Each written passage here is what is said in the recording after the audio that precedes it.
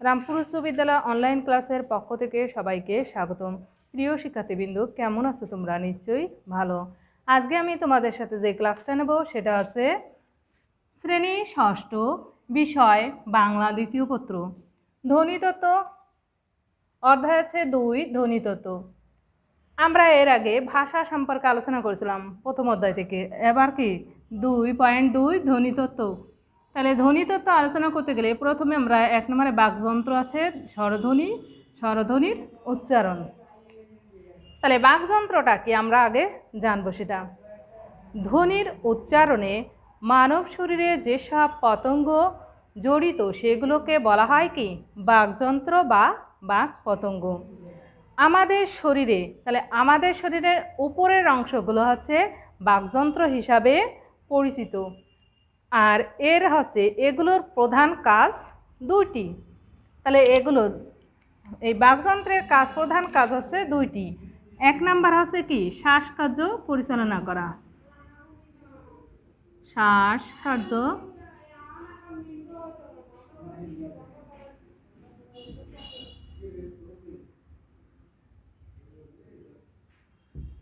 পরিচালনা করা, 2 খাদ্য গ্রহণ করা।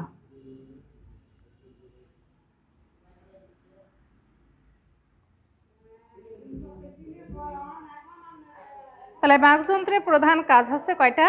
2টা। একটা আছে শ্বাসকার্য পরিচালনা করা, আর একটা কি খাদ্য গ্রহণ করা। এসব প্রয়োজন বাকযন্ত্র মানুষের কি ভাষিক কাজ করে। আমরা বাকযন্ত্রের সাহায্যে আমরা কি করি? ধ্বনি উৎপাদন করি। তাহলে বাকযন্ত্রের সাহায্যে আমরা কি উৎপাদন করি? ধ্বনি। বাকযন্ত্রের এলাকাটা হচ্ছে বিস্তৃত। এর মধ্যে রয়েছে যেমন কি ফুসফুস, ফুসফুস, শ্বাসনালী, স্বরযন্ত্র, এরপরে আছে স্বরতন্ত্র, জিভ, ঠোঁট, নিচের চোয়াল, দাঁত, তালু, গলনালী, এছাড়া রয়েছে কি মধ্যছন্দা ও চিবুক। তাহলে আমরা যে বাকযন্ত্র একটা মানুষের শরীরের যে উপরের অংশ, সেই উপরের অংশটার আমরা একটা ছবি দেখাই। ছবিটা দেখো, এখানে আছে বাকযন্ত্রের ছবি, মানুষের শরীরের কি উপরের অংশ। তাহলে মানব শরীরের উপরের অংশটা আছে, এখানে আছে নাসিকা গহ্বর, নাসারুদ্ধ, ঠোঁট, জিভ, দাঁত, মুখ গহ্বর, চোয়াল, ফুসফুস, মধ্যছন্দা। এপাশ দিয়ে আছে শক্ত তালু, কোমল তালু বা জিহ্বামূল, গলবিল, স্বরযন্ত্র, খাদ্যনালী, শ্বাসনালী। এগুলো হচ্ছে একটা মানব শরীরের উপরের অংশ। এবার আমরা দেখি স্বরধ্বনি। তাহলে স্বরধ্বনিটা হচ্ছে কি যে বাকধ্বনি উচ্চারণের সময় ফুসফুস আগত বাতাস মুখের মধ্যে কোনোভাবে বাধাপ্রাপ্ত হয় না, সেগুলোই হচ্ছে স্বরধ্বনি। সেগুলোই কি স্বরধ্বনি।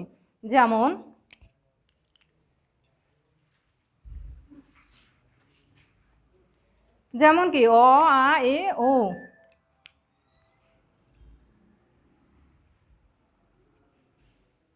যেমন ও, আ,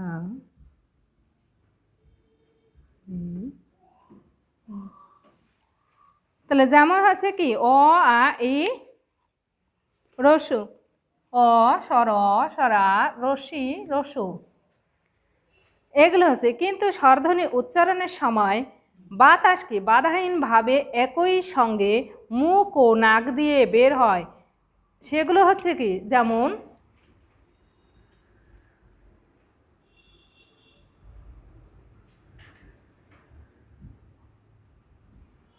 আ, ই,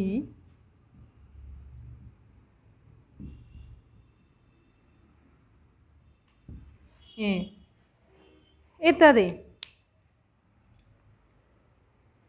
তাহলে কিছু স্বরধ্বনি আছে উচ্চারণের সময় বাতাস বাধাহীনভাবে একই সঙ্গে মুখ ও নাক দিয়ে বের হয়, সেগুলো হচ্ছে কি আ, ই, এ ইত্যাদি। এবার আমরা দেখি কি স্বরধ্বনির উচ্চারণ।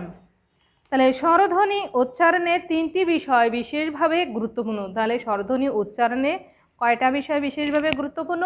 3টা বিষয়। এক হচ্ছে জিভের উচ্চতা,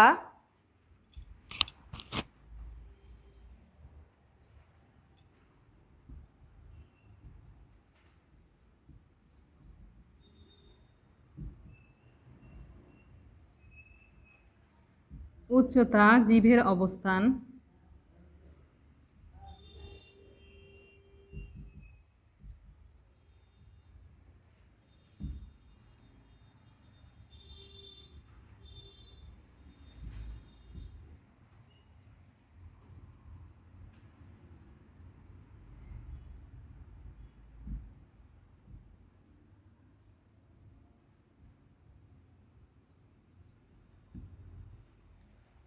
তাহলে স্বরধ্বনি উচ্চারণে প্রধান আছে তিনটি বিষয় বিশেষভাবে গুরুত্বপূর্ণ।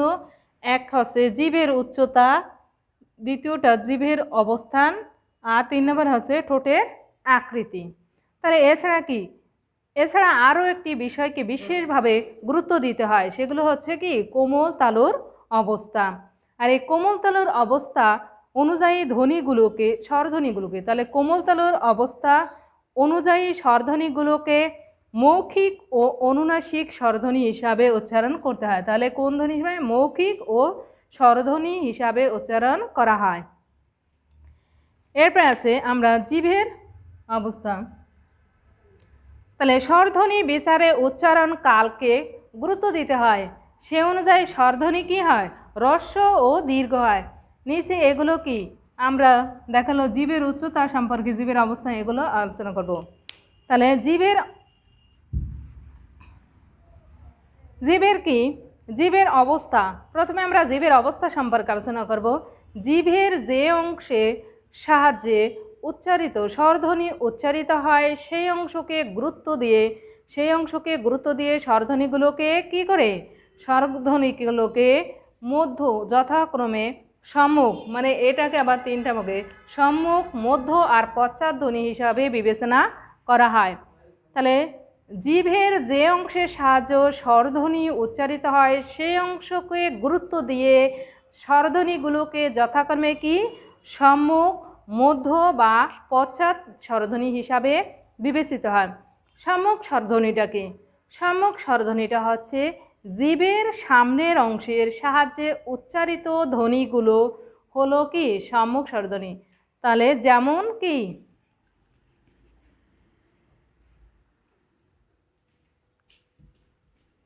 যেমন রসি, এ ইত্যাদি। তাহলে এরপরে আছে কি মধ্য স্বরধ্বনি। মধ্য স্বরধ্বনিটা হচ্ছে জীব কি স্বাভাবিক অবস্থায় থেকে সামনে কিংবা পিছনের না সরে যেসব স্বরধ্বনি উচ্চারিত হয় সেগুলোই হচ্ছে কি মধ্য স্বরধ্বনি। যেমন আ স্বরধ্বনি এ শ্রেণীর। পশ্চাৎ স্বরধ্বনিটা হচ্ছে কি এ জাতীয় স্বরধ্বনিগুলো জিভের সামনের অংশের সাহায্যে উচ্চারণ করতে হয়, যেমন অ, ও, উ। যেমন স্বর, ও, রস্যু। এটা গেল জিভের কি অবস্থা। অবস্থা আছে 3টা, সম্মুখ স্বরধ্বনি, মধ্য স্বরধ্বনি আর পশ্চাৎ স্বরধ্বনি। এবার আমরা দেখব জিভের কি উচ্চতা। তাহলে জিভের উচ্চতা অনুসারে স্বরধ্বনিগুলোকে উচ্চ, মধ্য ও নিম্ন মধ্য স্বরধ্বনি হিসাবে নির্দেশ করা হয়। তাহলে কয়টা আসবে? উচ্চ ধ্বনি, উচ্চ স্বরধ্বনি,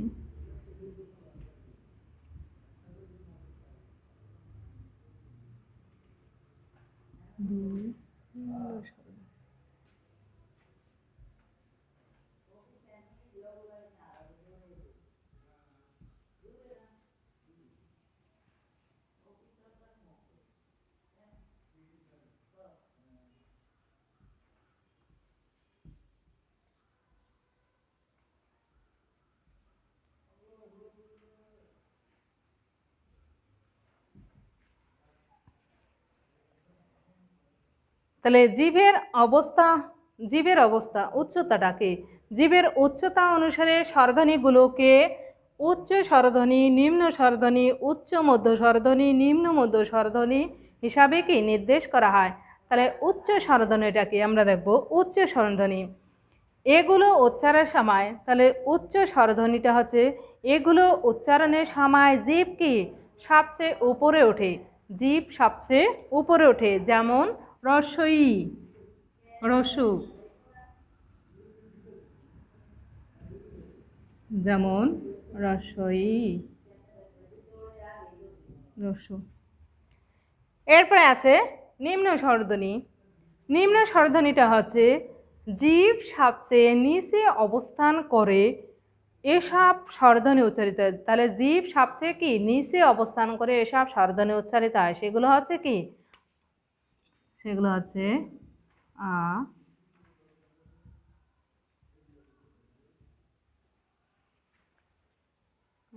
এ।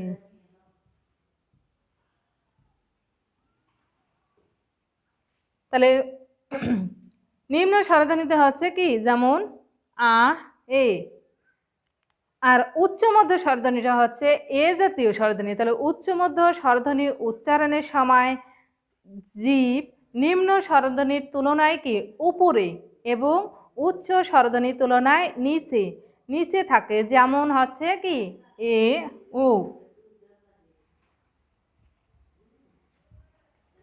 যেমন এ, ও। এরপরে আছে নিম্ন মধ্য স্বরধ্বনি। নিম্ন মধ্য স্বরধ্বনি, তাহলে নিম্ন মধ্য স্বরধ্বনিটা হচ্ছে কি এসব স্বরধ্বনি উচ্চারণের সময় জিভ উচ্চ মধ্য স্বরধ্বনির তুলনায় নিচে এবং নিম্ন মধ্য স্বরধ্বনির তুলনায় ওপরে ওঠে। যেমন আ, ও, যেমন আ,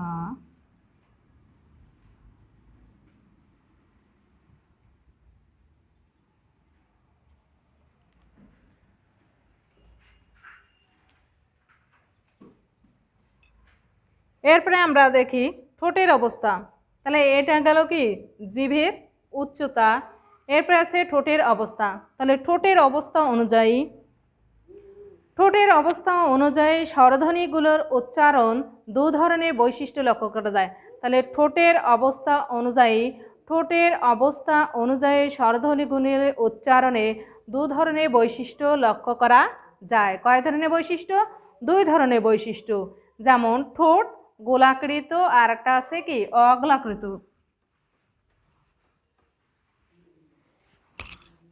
ঠোঁটটা আছে গোলাকৃত অগোলাকৃত অবস্থায় থাকতে পারে, ঠোঁট আবার কি খোলা অবস্থায়ও থাকতে পারে।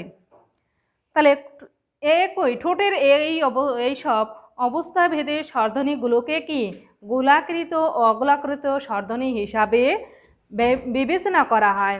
যেসব স্বরধ্বনি, এবার আমরা দেখব গোলাকৃত স্বরধ্বনিটা কাকে বলে। তাহলে যেসব স্বরধ্বনি উচ্চারণের সময় ঠোঁটটা কি গোলাকৃত হয় সেই স্বরধ্বনিগুলোই হচ্ছে গোলাকৃত স্বরধ্বনি। তাহলে আমরা আবার বলি, যেসব স্বরধ্বনি উচ্চারণের সময় ঠোঁট গোলাকৃত হয় সেই স্বরধ্বনিগুলোই হচ্ছে কি গোলাকৃত স্বরধ্বনি। যেমন কি স্বর অ,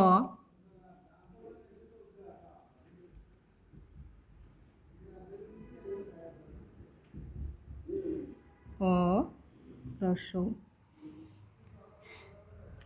তাহলে স্বর ও রস এগুলো হচ্ছে কি এই অক্ষরগুলো উচ্চারণ করার সময় ঠোঁটটা গোলাকৃত হয়।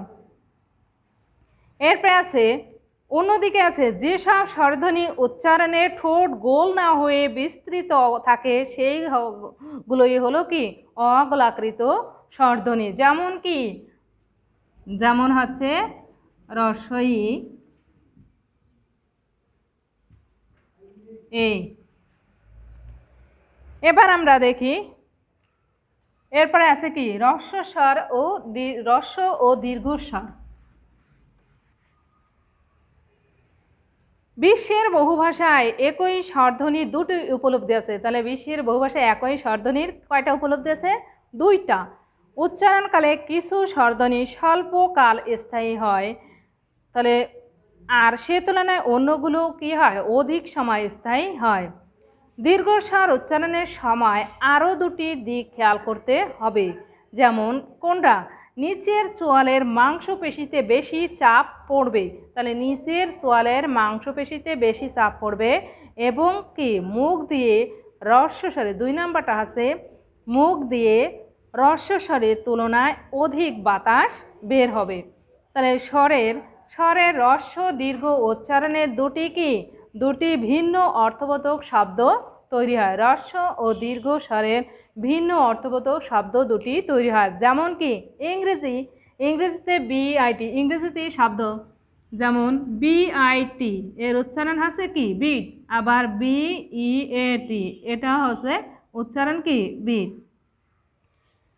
প্রথম শব্দের ই ধ্বনিটা হচ্ছে হ্রস্ব, আর দ্বিতীয় শব্দের ই হচ্ছে কি দীর্ঘ, এবং এই দুই স্বর উচ্চারণের কারণে ইংরেজিতে কি হয়, দুটি ভিন্ন অর্থবাহী শব্দ তৈরি হয়েছে। বাংলা ভাষার সব স্বরই হচ্ছে কি হ্রস্ব, কিন্তু আমাদের লিখিত ভাষায় কিছু দীর্ঘ বর্ণ রয়েছে। আমরা যেমন কি লিখি নদী, তরি ইত্যাদি, তাহলে আমরা লিখি কি নদী, তরি ইত্যাদি।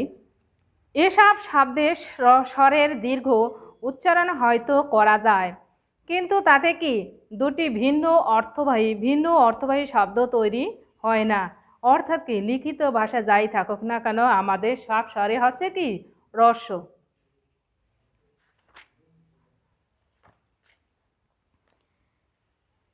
এরপরে আমরা আর একটা দেখবো কি, সেটা হচ্ছে কোমল তালুর অবস্থা।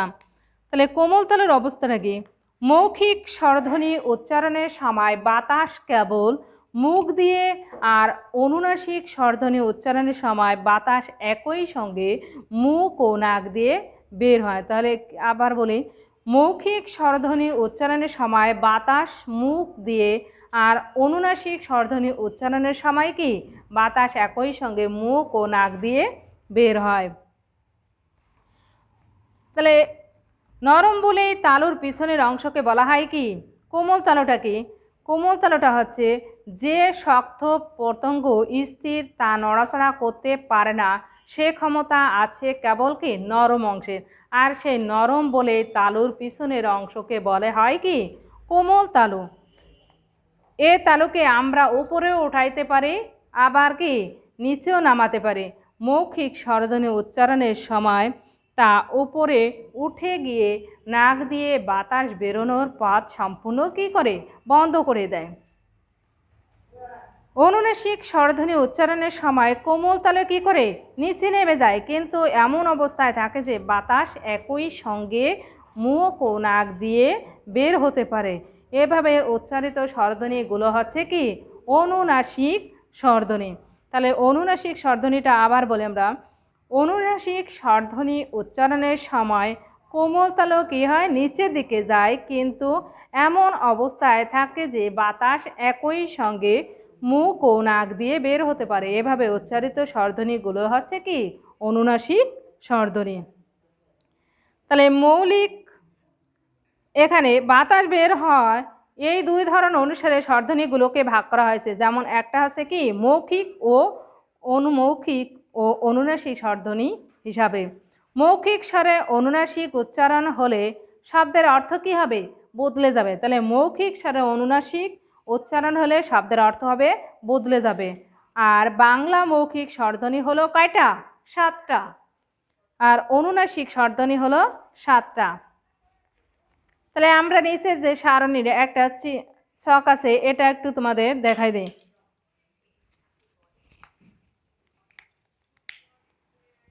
এখানে আছে মৌখিক উদাহরণ রসি বিধি, অনুনাসিক স্বরধ্বনি রসি বিধি, অর্থ আছে কি বিদ্ধ করা। 2 নম্বর আছে এ, উদাহরণ আছে এরা, অনুনাসিক স্বরধ্বনি আছে এরা, তারা, সমানীয়। এরপর আছে 3 আছে আ ট্যাগ থলে। 4 আছে কি সরে আ বাধা, উদাহরণ আছে বাধা বিপত্তি। অনুনাসিক আছে সরে মানে অনুনাসিক, মৌখিক আর অনুনাসিকে পার্থক্য আছে যে শব্দ সেগুলো এ পাশে মৌখিকে আছে কি রসি আর অনুনাসিকী এই শব্দই, কিন্তু উপরে একটা চন্দ্রবিন্দু চ। পাশে আছে অ, অ কিটা কি গদ, অ উদাহরণটা আছে গদ কবিতা। আর এখানে অনুনাসিক আছে অ, গদ, আঠা। এরপরে আছে ছয় ও, উদাহরণ আছে ওরা বা সাধারণ। ও, ওরা, তারা কি সম্মানীয়। ও হচ্ছে কি উদাহরণ হচ্ছে কুড়ি। আর উ হচ্ছে কুড়ি, এটা হচ্ছে ফুলের কলি। মানে শব্দ একই হলেও কি অর্থটা ভিন্ন হবে। প্রিয় শিক্ষার্থীবৃন্দ, আজকে এই পর্যন্তই। আমরা যে ধ্বনি তত্ত্ব মানে বাকযন্ত্র, স্বরধ্বনির উচ্চারণ এগুলো সম্পর্কে আলোচনা করছি।